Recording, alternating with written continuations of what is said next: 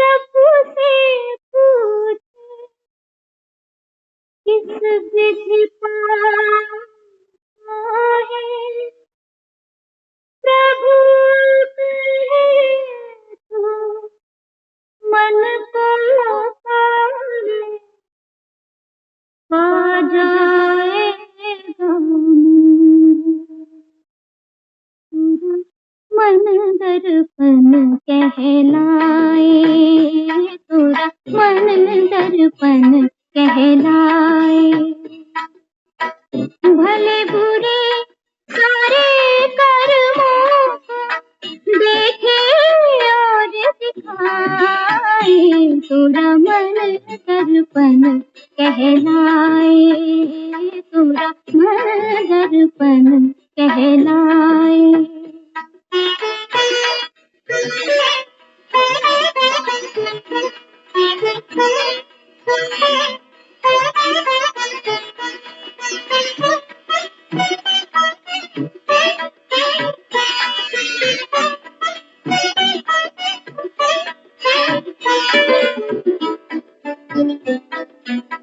मन ही देवता मन ही ईश्वर, मन से बड़ा न कोई। मन ही देवता मन ही ईश्वर, मन से बड़ा न कोई।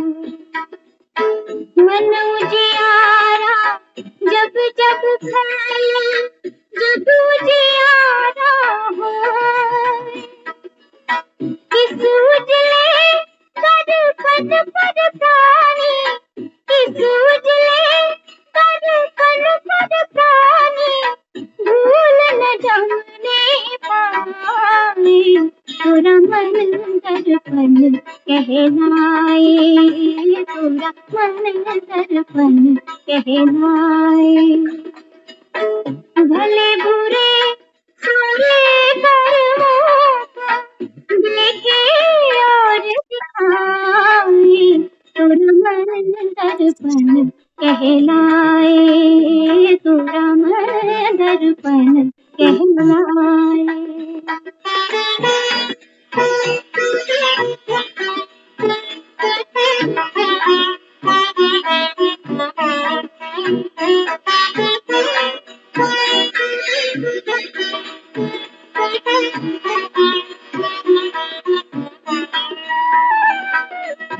सुख की कलियां दुख के काटे, मन सबका आधा। सुख की कलियां दुख के काटे, मन सबका आधा। मन से कोई बात छुपे ना, मन के नैन हजार। जग से चाहे भाग ले कोई, जग से चाहे भाग ले कोई, मन से भाग न पाए।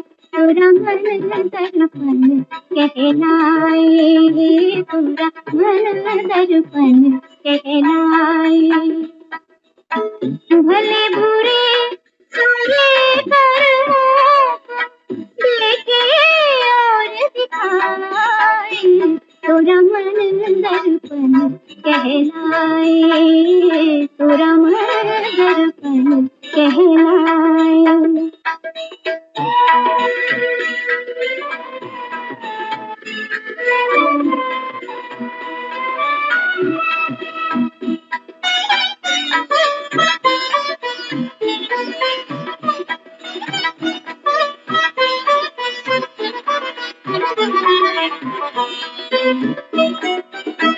तन की दौलत ढलती छाया, मन का धन अनमोल। तन की दौलत ढलती छाया, मन का धन अनमोल। तन के कारण मन के धन को मत माटी में रो। मन की कदर भुलाने वाला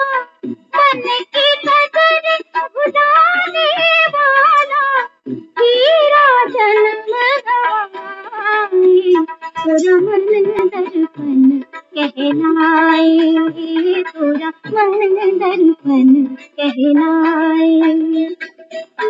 भले बुरे सारे कर्मों को देखे और दिखाए, तोरा मन दर्पण कहलाए, तोरा मन दर्पण कहलाए।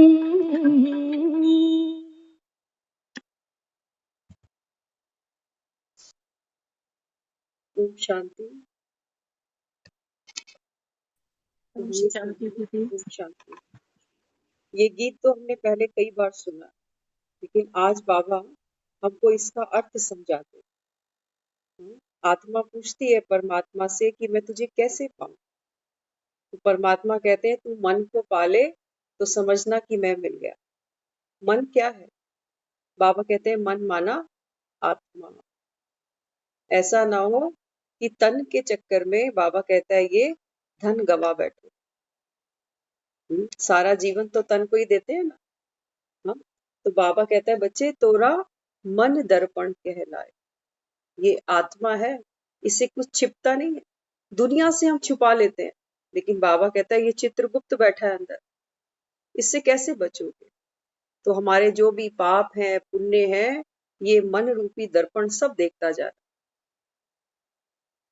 तो यहाँ पर क्या करना पड़ेगा अभी?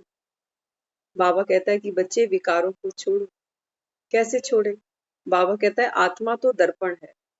इस पर बाबा कहता है अभी विकारों की धूल जमी हुई है, जिसको हम कहते हैं मन मैला। तो बाबा कहता है कि बच्चे अब कोलिन तो मार्केट में बहुत बिकते हैं, जरा सा स्प्रे किया और कांच आईना बिल्कुल चमक जाता। लेकिन बाबा कहता है आत्मा रूपी जो ये मन है, इसको बाबा कहता है धूल हटाने के लिए, पोंछने के लिए ये ज्ञान के छींटे रूस मारने बहुत जरूरी है। एक एक मूवमेंट बीतती है, इस पर डस्ट आने लगती है, किसी की बात, किसी का व्यवहार।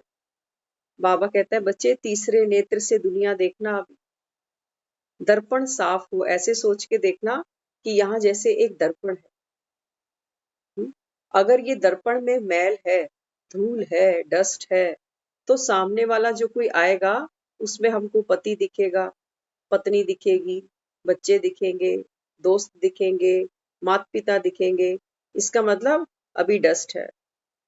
जब बाबा कहता है डस्ट साफ करते हो तो सामने सिर्फ तुमको आत्मा दिखेगी। तो ये सफाई किसी ने आज तक कराई? बाबा कहता है बच्चे ये देख तभी सकते हो, दूसरे को आत्मा तभी देखोगे। बाबा कहता है जब आपका मन जो है स्टेबल होगा। जैसे देखो पानी की एक बाल्टी हम भरते हैं ना, पानी की जो बाल्टी होती है जब आप उसको भर के छोड़ दो कई घंटों के बाद देखो वो पानी बिल्कुल इतना स्टेबल है कि उसमें झांकेंगे तो हमको अपना चेहरा भी दिखता है, एकदम क्लीन परछाई दिखती है ना पानी में। और अगर उसी पानी में कंकड़ फेंक दो तो दिखेगा कुछ? बस यही समझ लो ये पानी की बाल्टी हमारा मन है। सारा दिन इसमें छोटे मोटे बड़े बड़े कंकड़, कभी गुस्से का, कभी लोभ का, कभी अहंकार का, गिरता चला जाता। तो इस हलचल के बीच में हमको कोई आत्मा दिखती ही नहीं है। तो बाबा कहता है बच्चे अभी ज्ञान को समझो, ज्ञान को जीवन में धारण करो। तो बाबा कहता है आपके जीवन में स्थिरता आए, स्टेबिलिटी आए। तो उसके लिए हम रोज ये ज्ञान की एक बूंद रोज ग्रहण करने के लिए यहाँ बैठते हैं, ताकि आत्मा रूपी जो हमारा मन है इस पर कोई भी विषय विकारों की धूल डस्ट जमा ना हो। क्योंकि कहते हैं ना, कबीरा क्या कहता है, ज्यों की त्यों धर दे दीनी चदरिया, कि जैसे तूने मुझे ये चदरिया दी थी, जितनी कोरी दी थी इतनी ही कोरी मुझे तुझे वापस लौटानी है।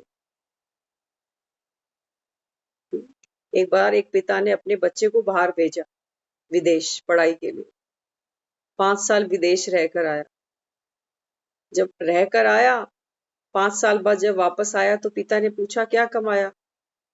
पढ़ लिख के विदेश गया, क्या कमाया? बोले पापा कमाया क्या, जो आपने दिया था वो भी नहीं बचा, तभी तो वापस आ गया। बाबा कहता है बच्चे मैं भी तुमको पढ़ा लिखा कर अभी ये यहाँ आए हो कमाने के लिए।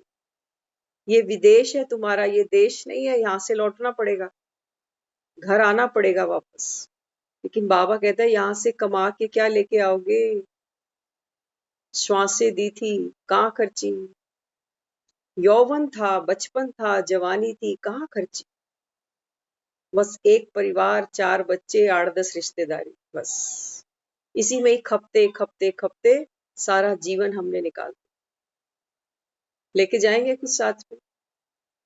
हाँ, बाबा कहता है क्या साथ लाओगे?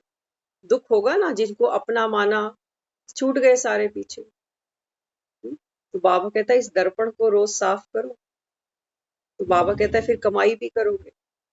नहीं, तो बाबा कहता है फिर ये अंधी कमाई करते चले जाना, अंत में सब छूटने वाला।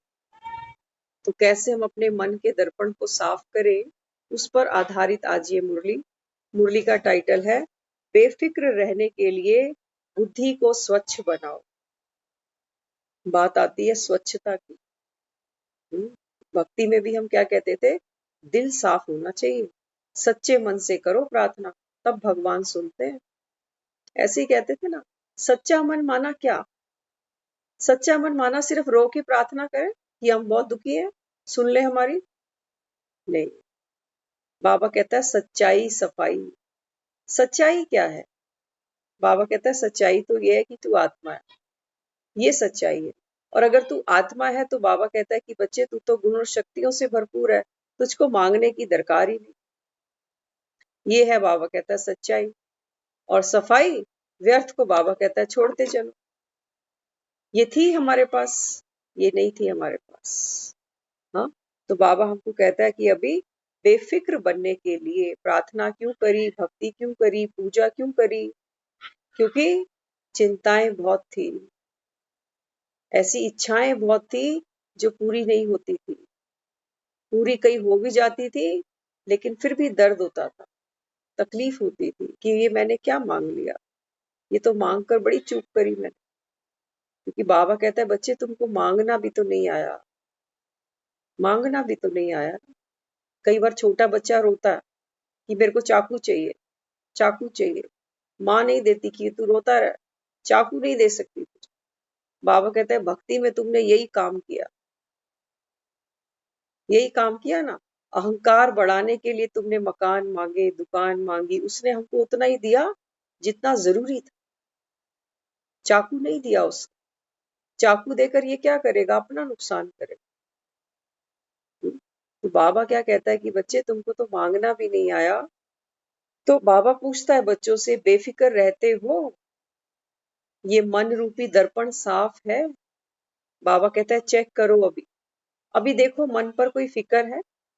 बाबा कहता है ये धूल तुमको पहले पता भी तो चले कि धूल होती क्या भला है।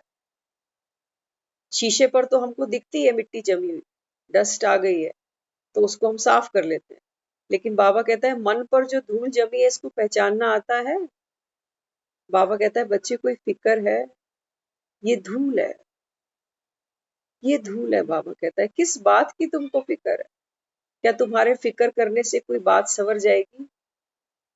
हाँ, बाबा कहता है फिक्र करने से तो बात नहीं बनेगी। फिक्र का बाबा कहता है समाधान करने से बनेगी ना। तो बाबा कहता है बच्चे बेफिक्र रहते हो? फिक्र तब होता है जब मेरापन हो। बाबा कहता है फिक्र किसको होती है?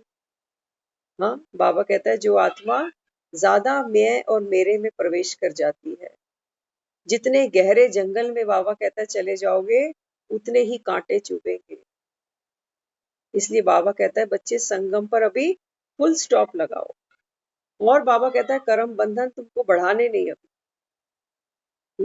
तो जहां हो जैसे हो वहीं रुक जाओ, व्यर्थ में बाबा कहता है जाओ नहीं। हाँ, तो यहाँ बाबा कहता है फिक्र तो तब होता है ना जब मेरापन हो। जब सब बाप के हवाले कर दिया तो फिक्र बेफिक्र हो गए ना। बाबा कहता है जब बड़ा बैठा है, तुम्हारा बाप बैठा है, बाबा कहता है मैं पतियों का पति तो बापों का बाप हूँ, अगर मानो तो, अगर निश्चय है तो बाबा कहता है बच्चे सब कुछ बाप को दे दिया तो बेफिक्र बन गए। ना देह अपनी, ना देह के संबंध। बाबा कहता है सोचो, फिक्र देखो वो डस्ट कैसे अभी साफ कर रहा है, कितना प्यारा डस्टर है। ना तो डस्ट दिखाई देती है, ना ये डस्टर दिखाई देता है। लेकिन बाबा कहता है जो आत्म उन्नति की तरफ बढ़ते हैं ना, उनको पता चलता है कि ये मेरे जीवन में जो फिक्र है, ये तो मुझ आत्मा को और ज्यादा मैला कर रही है। और मैंने तो उसको प्रॉमिस किया है, ज्यों की त्यों तेरे को ये चदरिया वापस करनी है। तो बाबा देखो कितना प्यारा डस्टर हमको दे रहा है। आज ये डस्टर यहाँ से लेके जाना है। बाबा कहता है ना ये देह तेरी, ना देह के संबंध तेरे। इसको अपना माना ना, अपना ही बाबा कहता है फिक्र बनती है। देखो दुनिया में कितने लोग हैं अभी जेलों में बंद हैं, जिनको हम जानते ही नहीं। क्या हमको किसी की फिक्र होती है? कितनी दुनिया अस्पतालों में पड़ी है, अपना कोई है नहीं। क्या हमको किसी की फिक्र होती है कि आज फलाने का ऑपरेशन है, पता नहीं क्या हुआ? फिक्र किसकी होगी? अपने की होगी। बाबा कहता है ये देह तेरी है। कई बार तो हमें अपने देह की भी कितनी फिक्र हो जाती है कि पता नहीं क्या हो जाएगा। बाबा कहता है बच्चे ये देह तेरी है, ना तो देह तेरी, ना देह के संबंध तेरे। लग गया डस्टर, आ गया होश कि ये दर्पण है, इसको क्यों मैला करना। हाँ, तो बाबा कहता है बेफिक्र बनने के कारण फिक्र खत्म हुआ और फकर यानी नशा आ गया। एक बार बाबा कहता है ये डस्टर रोज सुबह भी मारो और रात को सोते समय भी मार दो। दो समय तो कई बार घरों में भी लोग सफाई करते हैं, सुबह तो करते ही करते हैं, कई बार लोग शाम को भी झाड़ू लगा देते। बाबा कहता है बाहर कितना करते हो। जैसी कोई हमारे घर में आता है ना, हम तुरंत क्या करते हैं, सोफा सेट कर देते हैं, फिर वो पायदान भी झाड़ कर आते हैं, एक बार हल्की सी फिर डस्टिंग करते हैं, अरे ये आया तो मिट्टी साथ ले आया। बाबा कहता है यहाँ कितनी पब्लिक घुसती है रोज, कई ख्यालों में, कई व्यवहार में, डायरेक्ट इनडायरेक्ट। बाबा कहता है यहाँ कितने लोग घुसते हैं, पब्लिक डीलिंग कितनी बड़ी है इसकी, जबरदस्त। तो बाबा कहता है कभी ये डस्टर लगाया? बाबा कहता है जितना आप बेफिक्र बनोगे, बाबा कहता है फिक्र से फारिग बनोगे, उतना बाबा कहता है आपको खुशी का नशा चढ़ेगा। बाबा कहता है तुमको ना कल का फिक्र, ना काल का फिक्र, लेकिन किनको? बाबा कहता है जो आत्मा नॉलेजफुल है, जो ज्ञान स्वरूप है, उनके लिए। बाकी दुनिया को देखो, कल की भी चिंता है और काल की तो चिंता सभी को है। आज जो दुनिया में हालात चल रहे हैं, हम सब अवेयर हैं उसके बारे में। छोटी छोटी एज में लोगों को अटैक आ रहे हैं। अटैक एक को नहीं आता, उसके साथ जितने होते हैं ना परिवार में, सबको अटैक आता है। तो बाबा कहता है दुनिया में तुमको ये डस्टर पकड़ाने वाला कोई है? कोई बड़े बड़े डॉक्टर बैठे हैं, वो कहते हैं जी ये ऑपरेशन कर देंगे, वो हो जाएगा, ये हो जाएगा। लेकिन बाबा कहता है क्या तुमको इतना बेफिक्र कोई बना सकता है संसार में? बना सकता है बाबा कहता है। तो ये डस्टर बाबा कहता है बड़ा अनमोल है। सुबह उठते ही ये डस्टर मारा करो, उठते ही अपने आप को संकल्प दो, ना ये देह मेरी है, ये उस ईश्वर की मेरे ऊपर अमानत है, ये उसका उपहार है, ये मुझको संभाल कर रखना है। सारा दिन इस शरीर में मैंने क्या क्या डाला, किससे क्या बात करी, किसके साथ क्या सुना, क्या देखा, मुख से मैंने क्या खाया। बाबा कहता है जैसा तुम्हारा अन्न, अन्न हम मुंह से भी खाते हैं, आंखों से भी खाते हैं, कानों से भी खाते हैं। तो बाबा हमें समझाता है कि बच्चे ना तो ये देह तुम्हारी, ना देह के संबंध तुम्हारे। फिर क्या होगा, कैसे होगा, कल क्या होगा, परसों क्या होगा, सोचते हो?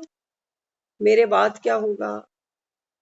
हाँ, बाबा कहता है तेरे बगैर दुनिया चलेगी, हवाएं बहेंगी, नदियां बहेंगी, पक्षी चहचहाएंगे, ये चांद सूरज निकलेंगे, कुछ नहीं बदलेगा, कुछ नहीं बदलेगा।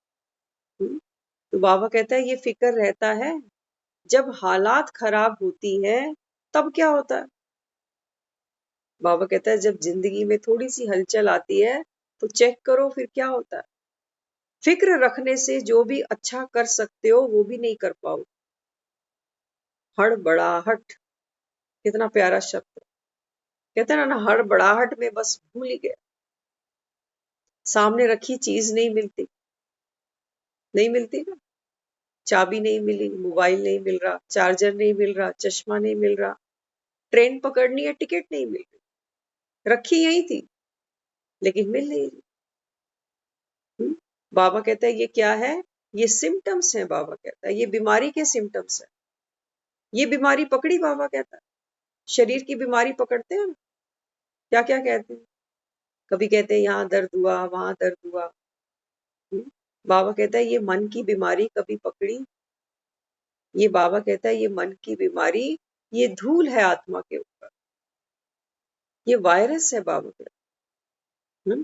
तो बाबा कहता है फिर क्या करते हो? फिक्र करने से कोई अच्छा काम करना भी चाहो तो कर नहीं सकते, क्योंकि मन उस समय अशांत है। सामने रखी चीज नहीं मिल रही, दिख नहीं रही, पड़ी वही है लेकिन दिख नहीं रही। तो बाबा कहता है बच्चे जिस समय जरूरत होती है शक्ति की, शक्ति गायब करके बैठ जाते हो।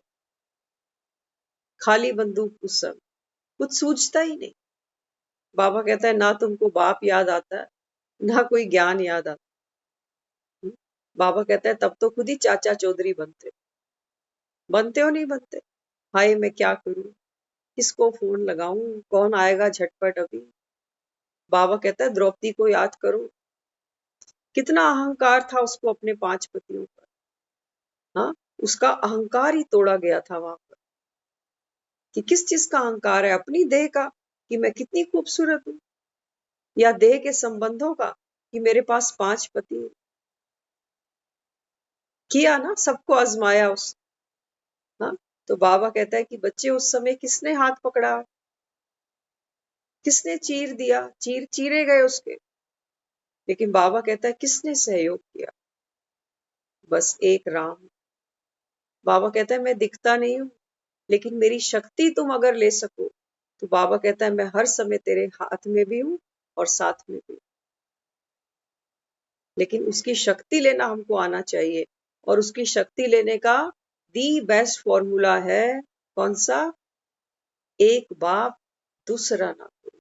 बाबा कहता है जब तक तुमको दूसरे पर आस है, जब तक सोचते हो कोई डूबते को तिनके का सहारा दुनिया में है, बाबा कहता है तब तक मेरी सहायता तुम तक पहुंचेगी नहीं, नहीं पहुंच सकती। बाबा कहता है क्योंकि बाबा कहता है उस समय तो तुम्हारे राम बहुत बने हुए हैं दुनिया में। कोई बच्चे हैं, कोई बेटियां हैं, कोई बेटे हैं, कोई पैसा है ना। तो मरते समय देखो इंसान को यही सब याद आता है, क्योंकि इन्हीं पर बहुत बड़ी हमने उम्मीद रखी थी। उम्मीद रखी थी। आज भी हम क्या सोचते हैं? कल को बीमार पड़ेंगे तो बच्चे सेवा करें, है ना उन पर उम्मीद। बाबा कहता है अगर ये बीमार पड़ जाए तो है गारंटी, कौन किसकी सेवा लेगा ये कौन जानता है। इसलिए बाबा हमको कहता है कि बच्चे बेफिक्र बन जाओ, बाप तुम्हारे साथ बैठा। बाबा कहता है मेरी मदद उनके लिए है जो बच्चे केवल एक राम की श्रीमत पर चलते हैं। सबके लिए वेला नहीं बैठा वो कहता है तुम मेरी बात नहीं मानो और आ जाओ समय पे, पापा देना जरा 5,000 रुपए। पापा नहीं देने वाला। पापा कहेगा मेरी बात सुनता ही नहीं लड़का, ये शक्तियां भी व्यर्थ करोगे, बाबा कहता है, इसलिए मैं नहीं दूंगा। तो बाबा कहता है बच्चे मैं तुम्हारा ये अहंकार गिराने आया हूं। जब कहते हो ना हमारा तो मन साफ है जी, हम तो 2 टाइम मंदिर भी जाते हैं। बाबा कहता है चेक करो, मन में कोई फिक्र है तो मंदिर जाना बेकार है, और फिक्रें ही तो हमको मंदिर ले जाती हैं। सच्ची बात तो ये है। छोटे से बच्चे को देखा है कभी? हाँ, मंदिरों के जाकर मत्थे टेकते हुए देखा है कभी? छोटा बच्चा देखो मंदिर में जाके क्या करता है? हम खुद जबरदस्ती उसका सर नीचे करते हैं कि झुक जा, झुक जा नहीं तो पाप चढ़ जाएगा। वो बच्चा पाप और पुण्य भी नहीं जानता। हम्म, तो वो क्या करता है? वो तो वहां ऐसे जाता है जैसे खेल पाल करने गया। देवी देवताओं को वो देख पाता है, हम कहाँ देख पाते। हाँ, तो बाबा हमको समझाता है। बाबा कहते हैं बच्चे मंदिरों में तो तुमको तुम्हारी फिक्रें ले जाती है, चिंताएं ले जाती है। कहते हैं ये व्रत कर लो, ये दान करो तो ये दुख मिटे। बाबा कहता है बच्चे दुख रोग संताप उतरे, सुनी सच्ची बाणी। ये सच्ची बाणी सुनो, बाबा कहता है बाकी खड़े रहो मंदिरों में घंटाल बजाते हुए, कुछ नहीं होने वाला। कोई है नहीं, बाबा कहता है वहां पर। जिन मंदिरों में बैठकर पुजारी सारा दिन दक्षिणा लेते हैं, उन पुजारियों को कभी जानना, मिलना उनसे कभी। कितने लोभी हैं। घरों में देखो उनके प्रॉपर्टी के पीछे कितने दंगे हैं। अपने बच्चे अपने साथ नहीं रहते। कई पंडितों ने 2-2 शादियां कर रखी है कि नहीं? सच्चाई है ना? तो बाबा कहता है बच्चे फिर मंदिरों से क्या कमाया आप? जितना मंदिर में गए गए गए, मन के अंदर हमारे कोई सफाई तो हुई नहीं, बल्कि एक मैल और चढ़ गया कि हम इतने सालों से रोज मंदिर आते हैं। अहंकार, ये अहंकार को हमने बल दिया, ये शीशा हमने और मैला कर दिया कि हम इतनी भक्ति करते। तो यहाँ बाबा हमको क्या समझाता है? बाबा कहता है कि बच्चे इसीलिए सदैव बेफिक्र होंगे तो बुद्धि अच्छा निर्णय लेगी। बाबा कहता है जब आपका मन शांत होता है ना, आप देखो एक एग्जाम्पल के तौर पे, हमारी जो लौकिक मदर थे, उनको डॉक्टर्स ने सजेस्ट किया था कि आपको सर्जरी करानी पड़ेगी। तो क्योंकि जो पेशेंट होता है वो इतना जल्दी डिसीजन नहीं ले पाता कि मैं क्या करूं क्या नहीं करूं, तो हमने जाकर अदर डॉक्टर्स के साथ में भी कंसल्ट किया कि इस सिचुएशन में हमको क्या करना चाहिए। अच्छे अच्छे डॉक्टर्स के साथ में राय मशवरा किया, और उन्होंने क्या किया, जिनको वो रिस्पेक्ट करते थे, मानते थे, हमको लेकर उनके घर गए रात को, पूछने के लिए कि आप बताओ कि मुझे क्या करना चाहिए, मैं ऑपरेशन करा लूं कि नहीं करना। अब आप सोचो, थर्ड पर्सन को कोई फर्क नहीं पड़ता जीभ हिलाने में कि हाँ कि ना। उनकी जो बहू थी वो मेडिकल लाइन से रिलेटेड थी, तो उनसे भी उन्होंने थोड़ा सा पूछा कि भाई बताओ क्या करें। तो उन्होंने बोला नहीं, जैसे डॉक्टर सजेस्ट करते हैं ना आपको करना चाहिए। हम्म, तो मन के अंदर इतनी पावर नहीं है कि वो अपने लिए सोचे कि मैं क्या करूं, क्योंकि जीने और मरने की बात होती है ना, तो वहां तो हमारे हाथ पैर वैसे ही ठंडे हो जाते हैं। तो उन्होंने फिर यही राय दी कि नहीं आप आगे बढ़ो, सब अच्छा हो जाए। तो उन्होंने बोला कि चलो आप बड़े हो, आपने भी आशीर्वाद किया, तो अब हम ये ऑपरेशन जरूर करा लें। और ऑपरेशन हुआ भी, सक्सेसफुल भी हुआ। तो कहने का भाव क्या, जब हमारा मन अशांत होता है, सोचो हम भी ये दूसरों को राय दे सकते हैं। आज जो पेशेंट बना है ये दूसरे किसी को राय दे सकता है, लेकिन कब? जब ये खुद पेशेंट नहीं होगा तब। तो बाबा भी हमें क्या समझाता है? बाबा कहता है इस दुनिया में तो सारे ही पेशेंट हो ना। कोई तन का रोगी, कोई मन का रोगी, कोई धन का रोगी, कोई जन का रोगी, बचा है कोई? बाबा कहता है सारे पेशेंट हो। सब एक दूसरे से पूछते हैं कि करा लूं कि नहीं कराऊं। बाबा कहता है ये भी ओटी में बैठे हो सारे। वो रूहानी सर्जियन है, वो आत्मा की। बाबा कहता है मैं सारा यहाँ से कच्चड़ पट्टा सब बाहर निकाल रहा हूं। तोरा मन दर्पण कहलाए। बाबा कहता है मैं इसको दर्पण बना रहा हूँ। तो अभी हम बाबा कहता है जितना हमारा मन स्टेबल होगा, बाबा कहता है आपके निर्णय एक्यूरेट होंगे। क्या करना चाहिए, क्या नहीं करना चाहिए, आपको राय लेने की जरूरत नहीं। बाबा कहता है बच्चे आप तो इतने होशियार समझू सियाने बनते हो कि दूसरे आपसे पूछेंगे कि आप बताओ मुझे क्या करना। बुद्धू जाता है ना बेवकूफ, किसी दूसरे के पास, बताओ जी क्या करें। तो आज देखो दुनिया में सब एक दूसरे से राय लेते हैं, करता कोई भी नहीं।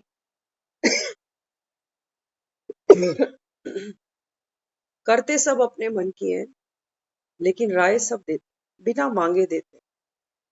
तो यहाँ बाबा हमको क्या कहता है, बच्चे अगर निर्णय अच्छा हुआ तो सफलता तो हुई पड़ी है। हम्म, सोचो, बाबा कहता है निर्णय अगर तुम्हारा अच्छा हुआ, तो बाबा कहता है निर्णय के साथ ही सफलता हो गई ना। अगर निर्णय गलत लिया, हम्म, अगर निर्णय ही गलत लिया, तो बाबा कहता है फिर तो असफल हो गई। गलती किसकी है? गलती बाबा कहता है निर्णय लेने के पीछे खड़ी हुई है। और तुम सोचते हो कि निर्णय तो अच्छा था, लेकिन भाग्य ही मेरे वश में नहीं, लोग ही मेरे फेवर में नहीं, हाय री मेरी किस्मत। तो यहाँ बाबा कहता है देखो, आज कोई लखपति होता है तो कल कखपति बन जाता है। क्यों? बाबा कहता है अगर आज कोई लखपति है तो कल अगर सुने कि वो कखपति बन गया तो कारण क्या है? कारण बाबा कहता है बस इतना ही है कि निर्णय शक्ति काम नहीं करती। जहां हाँ करना चाहिए वहां ना कर बैठता, और जिस काम को ना करना चाहिए वो कर लेता। इतने बड़े बड़े हम बिजनेसमैन देखते हैं, उनकी बुद्धि बहुत अच्छी है, उनको मैनेजमेंट बहुत बढ़िया है, एडमिन बहुत अच्छा है, सब क्वालिटी उनके अंदर है, लेकिन ये पूछने उनको एस्ट्रोलॉजर के पास जाना पड़ता है कि क्या हम ये बिजनेस करें। ऐसे हमने लोग देखे। बुद्धि बहुत अच्छी है, कितने लोगों की टीम को हैंडल कर सकते हैं, मैनेजमेंट पावर स्किल्स बहुत अच्छी है, लेकिन करे कि नहीं करे ये बिजनेस, ये पूछने उनको ज्योतिष के पास जाना पड़ता। हम बच्चों की शादी बहुत अच्छी कर सकते हैं, पैसा बहुत लगा सकते हैं, लेकिन यहाँ शादी करें या ना करें इसका हमारे पास जल्दी से आंसर नहीं आता, क्योंकि डिसीजन मेकिंग हमारी अच्छी नहीं है। सॉरी।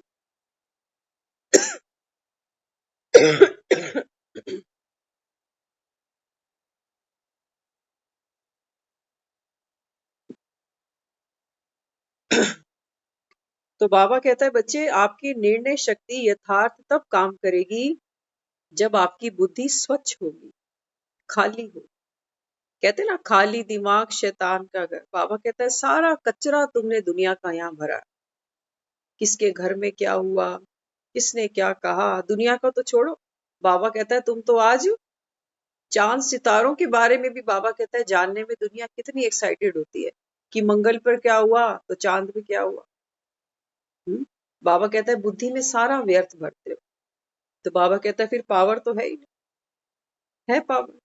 कई बार होता है ना, डॉक्टर कहता है इतना खाते हो, इतना मोटापा बढ़ा लिया कि चलने की भी ताकत नहीं बची है।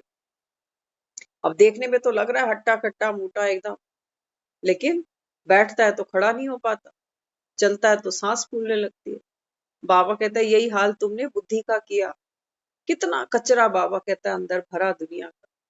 तो बाबा कहता है कोलेस्ट्रॉल बढ़ा दिया। अब चलते हो तो हांफती है बुद्धि कि मैं तो सोच नहीं सकती, चल किसी से पूछ क्या करना चाहिए। छोटी छोटी बातों में आज हम लोगों को फोन करते फिरते हैं कि बताओ क्या करें, क्या करें। और जिसको फोन कर रहे हैं ना, उसका कंसल्टेंट कोई और है। जब उसकी लाइफ में दिक्कत आती है तो उसने कंसल्टेंसी कहीं और से लेनी है। चेक कर लेना भले ही। जिससे के साथ बात करते हो ना, पूछना कि जब आपको प्रॉब्लम आती है तो आप किससे बात करते हो, तो वो भी बताएगा कि मेरा तो ये सोर्स है, बस एक इसी से मन की बात कर लेता हूँ। कंसल्ट करना माना किसी के साथ मन की बात भी करना। कोई बात हम शेयर भी कर लेते हैं तो सामने वाला कुछ तो बोलेगा, तो उसके रिस्पॉन्स में ही हमको राय मिल जाती है। क्योंकि वहां फीस तो हमको भरनी नहीं है, वो भी बोलता जाता है, हम भी सुनते रहते हैं। तो बाबा हमें कहता है कि बच्चे ये वेट बढ़ाते हो, बुद्धि भारी हो जाती है। इसलिए बाबा कहता है बुद्धि को लाइट रखना, स्वच्छ रखना, बाबा कहता है ये सीखना पड़ेगा। तो इसलिए बाबा हमें कहता है बच्चे, फिक्र से बुद्धि फ्री नहीं है तो और ही नुकसान हो जाता है। बाबा कहता है अगर आपका मन रूपी दर्पण, इसमें कोई फिक्र है, कोई चिंता है, तो बाबा कहता है कि बच्चे और ही नुकसान होगा। क्योंकि फिक्र करने से बाबा कहता है फारिग तो नहीं हो सकते। जिस काम की तुमको टेंशन है, जिस सिचुएशन की तुमको टेंशन है, बाबा कहता है इससे बाहर आने के लिए तुमको पहले बेफिक्र बनना पड़ेगा। क्योंकि फिक्र के साथ तो बाबा कहता है काम बिगाड़ देते हो, बिगाड़ देते हैं ना काम फिक्र के साथ में। वो आंखों पे लाइनर लगाते हैं ना, तो कितनी सावधानी से लगाते हैं कि हिलना नहीं, हिलाना नहीं, तब कहते हैं लाइनर बहुत अच्छा लगता है। हाँ, तो बाबा कहता है देखो जीवन में क्या करते हो, कितनी बार हिलते हो, सारा श्रृंगार बाबा कहता है हिल हिल के सब खराब कर देते हो। सोचो, परमात्मा भी तो हमारा रूहानी श्रृंगार कर रहा है ना, मन रूपी दर्पण के सामने हमको रोज बिठाता है। वो बाबा कहता है बच्चे तुमको तो हवा के झोंके हिलाते रहते हैं सारा दिन। और जो पार्लर में जो लोग जाते हैं उनको पता है कि कितने घंटे उनको पार्लर में स्टेबल रहना पड़ता है। पानी तक नहीं पीते बीच में कि लिपस्टिक खराब हो जाएगी। करते हैं नहीं करते ऐसा? मेकअप कौन सा कराते हैं? Water proof. हाँ, तो बाबा कहता है कि बच्चे यहाँ यहाँ 10 मिनट बैठते हैं बच्चे, उसमें भी कभी इधर भागेंगे कभी उधर भागेंगे। बाबा कहता है फिर मेरी क्या गलती है? टिक कर बैठो तो सही।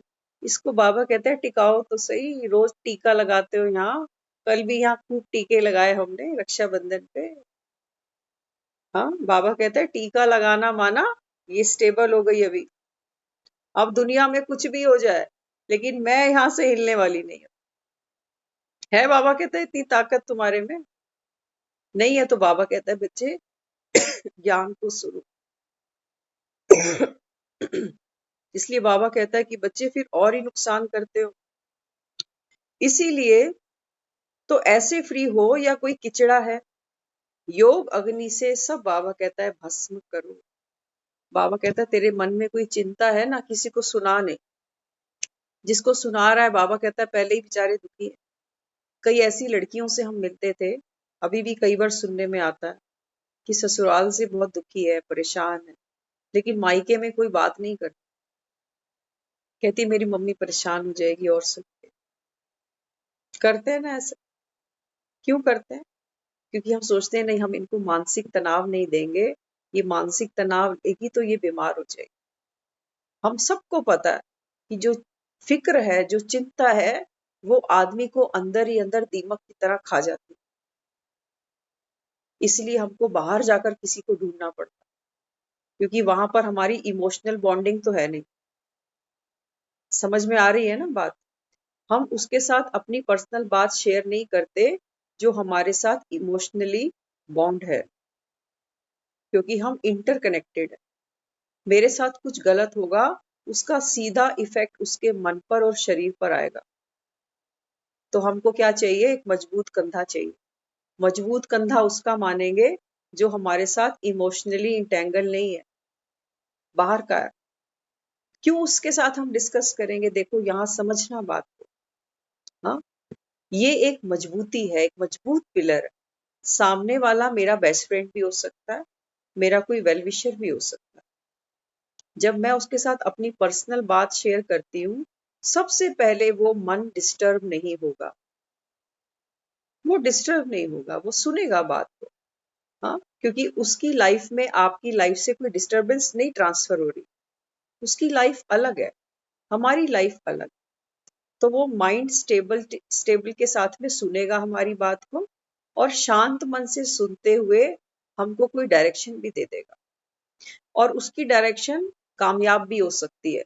50% डिपेंड करता है कि वो क्या है, वो कितनी अच्छी सोच रखता है, वो कितनी पॉजिटिविटी के साथ चीजों को लेता है, या वो हर बार दूसरे को ही कहता है कि उसी की गलती है, या उसके अंदर इतनी भी हिम्मत है कि कभी कभी हमको हमारी भी गलती दिखा देता है ना?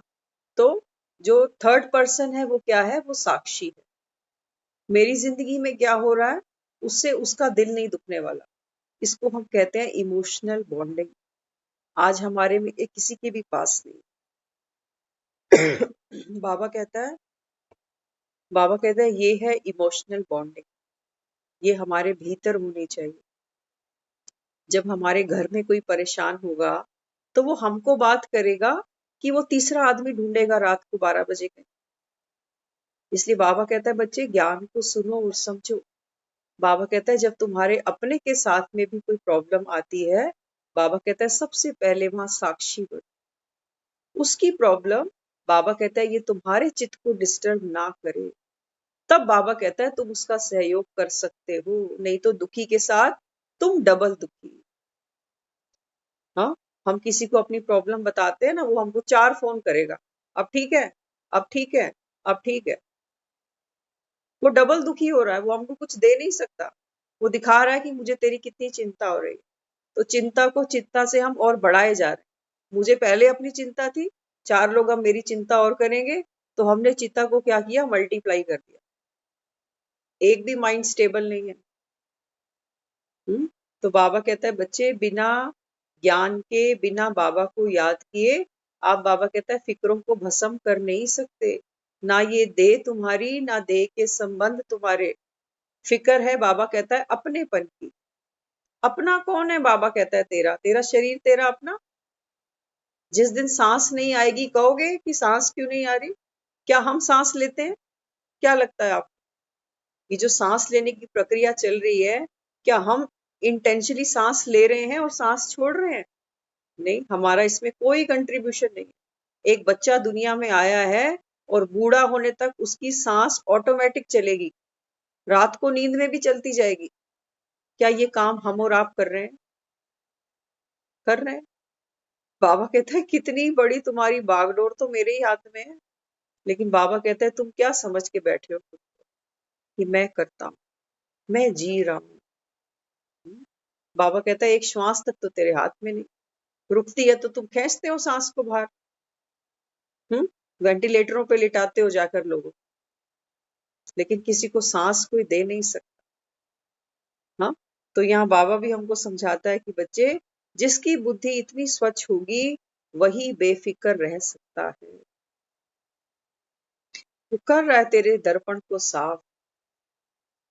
वो कहता है कि तेरी बुद्धि में अगर ये क्लैरिटी आ जाए कि ना तो ये तन मेरा, ना तन के संबंध मेरे, किस बात की फिक्र? दुनिया चल रही है, मेरे बिना भी चलेगी। बाबा कहता है ना, ये तो नहीं सोचते कि मेरे बाद क्या होगा, कल क्या होगा, परसों क्या होगा। बाबा कहता है बाप तेरे साथ बैठा है, तुझे चिंता किसी बात की? या झूठ मूठी कहते हो भगवान मेरा बाप है, मैं भगवान की संतान हूं। सोचो, भगवान की संतान रात को कह रही है नींद नहीं आ रही, नींद की गोलियां खा के सो रही। भगवान की संतान कह रही है कि बड़ी प्रॉब्लम है, मन को अशांति है, परेशानी है। बाबा कहता है फिर तो ज्ञान को सिर्फ एंटरटेनमेंट बनाया था कि चलो 1 घंटा टीवी खोलते थे, अब ये क्लास खोल लेते। तो फिक्रों को बाबा कहता है कैसे उड़ाना पड़ेगा?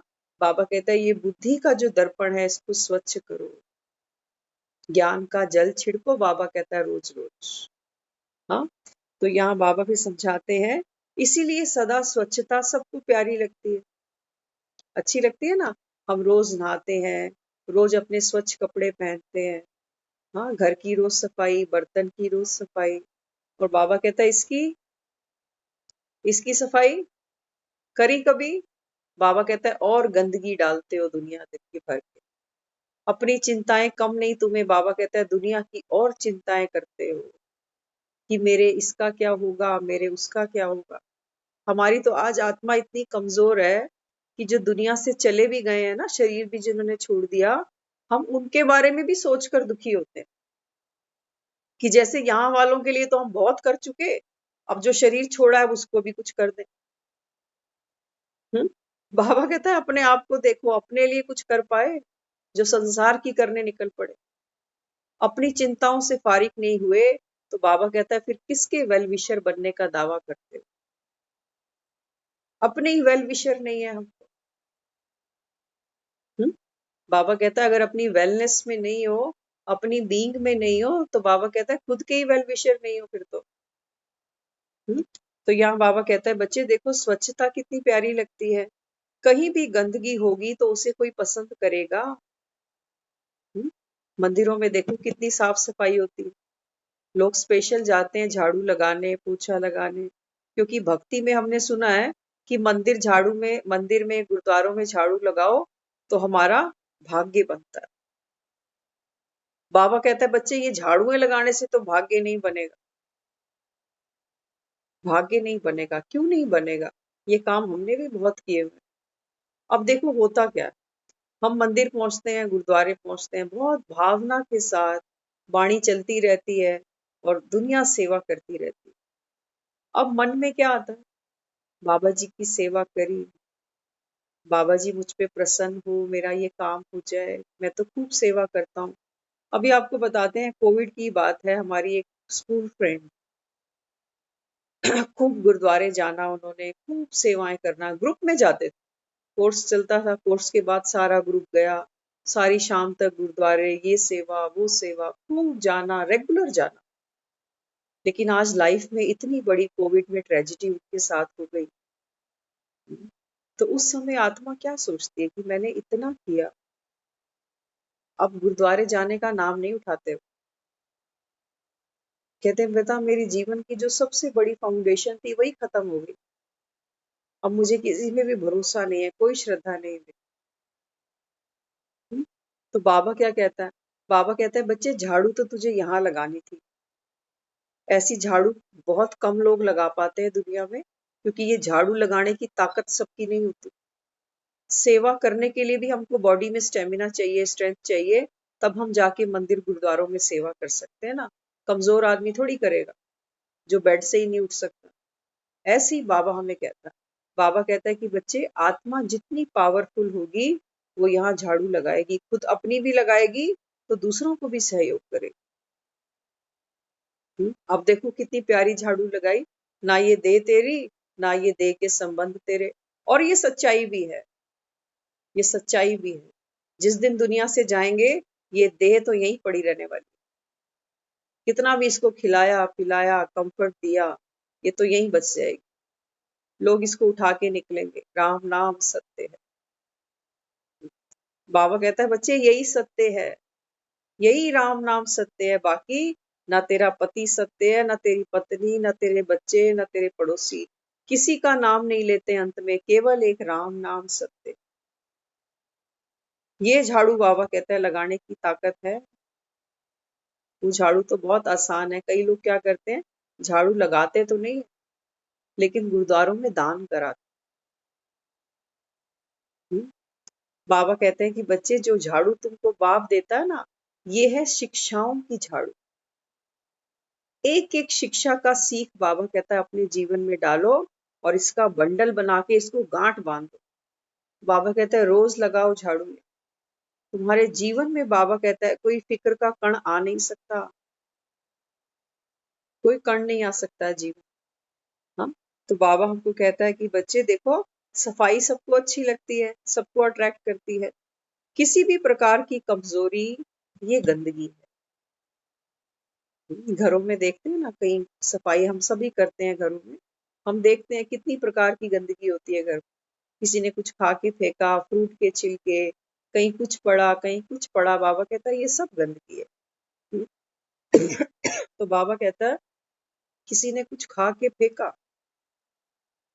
अब देखो स्ट्रीट पे भी झाड़ू लगती है, रोड पे झाड़ू लगाते हैं ना, वो कभी किसी को शिकायत नहीं करते कि देखो हम रोज सफाई करते हैं, सड़क पे रोज इतना कचरा आता है। करते हैं कभी किसी को शिकायत? नहीं करते। क्यों? उनको तनख्वाह मिलती है। आप एक रेस्टोरेंट में जाओ, टेबल पे लोग खाना खाते हैं, तो जब खाना खा के उठते हैं तो टेबल के हालात देखो। किसी ने सांभर गिराया, किसी ने दही गिराई, किसी ने कोल्ड ड्रिंक गिराई, तो टेबल की हालत कैसी हो जाती है। हाँ, वो बहरा आता है, वो कंधे पे ही कपड़ा रखता है बेचारा, वो एकदम टेबल को साफ कर देता है और नई पार्टी आके बैठ जाती है। बाबा कहता है ये काम तुमको करना है। बाबा कहता है यहाँ चित पर कोई भी आकर बैठ जाए, तेरा अपना ही क्यों ना हो, कितना भी प्यारा, बाबा कहता है कुछ वो भी गिरा जाए, कुछ वो भी छोड़ जाए, क्योंकि बैठोगे, बाबा कहता है गंदगी तो होगी। कोई भी आत्मा यहाँ बैठे। हाँ, बाबा कहता है किसी ने कोई कड़वी चीज गिरा दी, किसी ने मीठी चीज गिरा दी, कपड़ा तो बाबा कहता है सब पर मारना पड़ता है ना। ऐसा तो नहीं होता कि कहीं चटनी गिरी है तो उसको साफ करना है, कहीं चाशनी गिरी है तो उसको साफ नहीं करना। कपड़ा वो सब पे मारता। बाबा कहता है बच्चे तेरा किसी के साथ मोह है, अटैचमेंट है, इसको भी कपड़ा मारना पड़ेगा, ये भी मेरा नहीं है। और बाबा कहता है जो तेरे को दुख दे रहा है, जो अपशब्द बोल रहा है, जो ग्लानि कर रहा है, जो निंदा कर रहा है, इस पे भी कपड़ा मारो। बाबा कहता है ये तो भीड़ है, आ रही है जा रही है, आ रही है जा रही है, कितनी गंदगी यहाँ इकट्ठी करोगे। हर मिनट बाबा कहता है हर घंटे के बाद यहाँ पर एक कपड़ा मार दो। ना यहाँ चाशनी पड़ी रहनी चाहिए और ना यहाँ कोई चटनी पड़ी रहनी चाहिए। हाँ, बाबा कहता है आपका ये टेबल ये बिल्कुल साफ हो, चमचमाता हुआ। तो चमचमाते टेबल पे तो दुनिया बैठना चाहती है ना, अच्छा लगता है ना, क्योंकि सफाई सबको अच्छी लगती है। बाबा कहता है ये सफाई का हुनर मैं तुमको सिखा रहा हूँ। बाकी दुनिया में कपड़े मारने वाले बहुत हैं, टेबल साफ करना कोई बड़ी बात, लेकिन बाबा कहता है मन पर कपड़ा मारना कौन सा। बाबा कहता है ये कपड़ा हमेशा तुम्हारी स्मृति में रहे कि मैं भी आत्मा और ये सब आत्मा। जिसके पास जो संस्कार था वो छोड़ के जा रहा है, लेकिन मुझे नहीं लेना, मुझे केवल एक बाप की श्रीमत लेनी।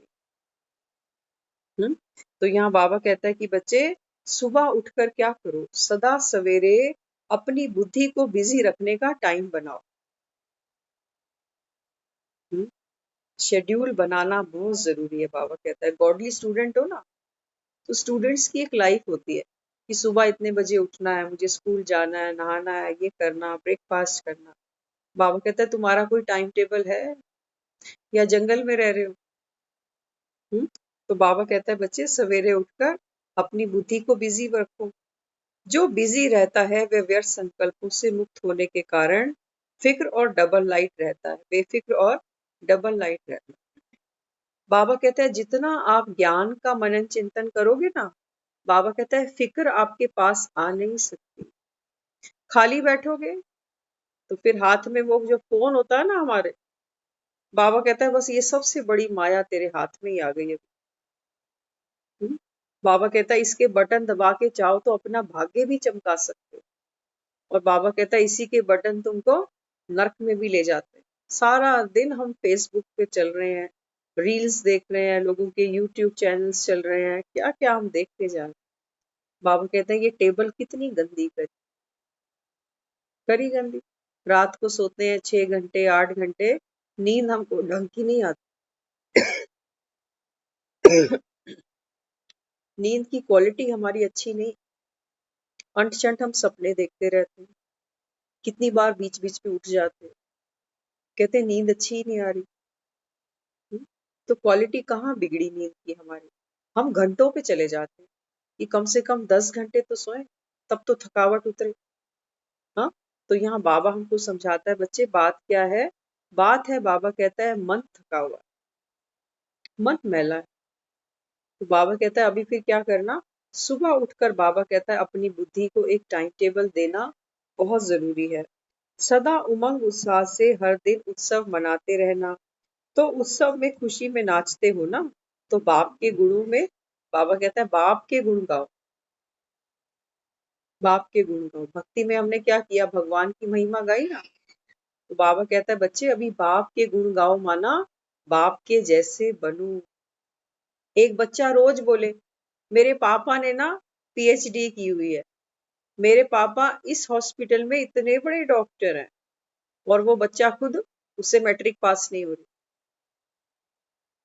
बाबा कहता है ऐसा गुणगान मत करना मेरा, नहीं तो मेरी बेइज्जती हो जाएगी कि बाप तो इसका पीएचडी किया डॉक्टर है और इससे 10वीं नहीं पास हो रही।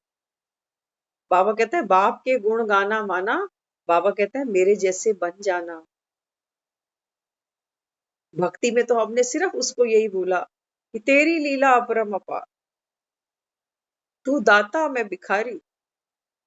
बाबा कहता है किसी बाप को खुशी नहीं होगी ये सुनकर कि तुम बोलो पापा तो मेरा करोड़पति है और मैं 10-10 रुपए मांग रहा हूं इधर उधर, होगा कोई खुश? हमने सोचा भक्ति में इसी से ही खुश हो जाता है वो। कहा ना हमने ये सब उसको कि तू तो दाता है और मैं तो मांगता हूँ, भिखारी। रोज तेरे दर पर आ जाता हूँ, नाक रगड़ता हूँ, झोली फैलाता हूँ। तो झोली कौन फैलाते हैं? सड़क पे झोली कौन फैला रहा है? बाबा कहता है ये तुमने भक्ति में किया मेरे हाथ। कौन सा बाप खुश होगा कि बाप तो इतना ज्ञान का सागर है और बच्चे ये दर दर पे ठोकरे खा रहे हैं। तो बाबा कहता है बच्चे अभी मधुरता की मिठाई खिलाओ। कल रक्षाबंधन था ना, तो देखो सबने एक दूसरे का मुख मीठा किया। बाबा कहता है मुंह मीठा करा के तुमने डायबिटीज दी दूसरे को। आजकल लोग मीठा भी कितना कम खाते हैं। तो बाबा कहता है बच्चे ये ज्ञान की मिठाई इसको रोज खाओ। ज्ञान की मिठाई खाओगे, बाबा कहता है तुम्हारे बोल मीठे होंगे, तुम्हारा व्यवहार मीठा होगा, तुम्हारे कर्म मीठे होंगे। तो बाबा कहता है फिर सारी दुनिया मीठी हो जाएगी।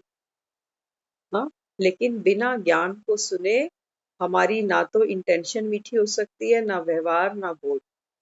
तो बाबा कहता है बच्चे ये ज्ञान ही आधार है। मन का दर्पण, बाबा कहता है ये आपका सदा स्वच्छ रहे, चमकता रहे, जो जैसा है उसको वैसा पहचान सको। उसके लिए बाबा कहता है बच्चे ये ज्ञान अत्यंत जरूरी है। तो बुद्धि आपकी जितनी स्वच्छ रहेगी, उतने आप फिक्रों से फारिग होगे, उतनी हमारी निर्णय शक्ति अच्छी होगी। जितनी हमारी निर्णय शक्ति अच्छी होगी, उतने हम सफलता की चोटी पर पहुंच सकते हैं। ओम शांति।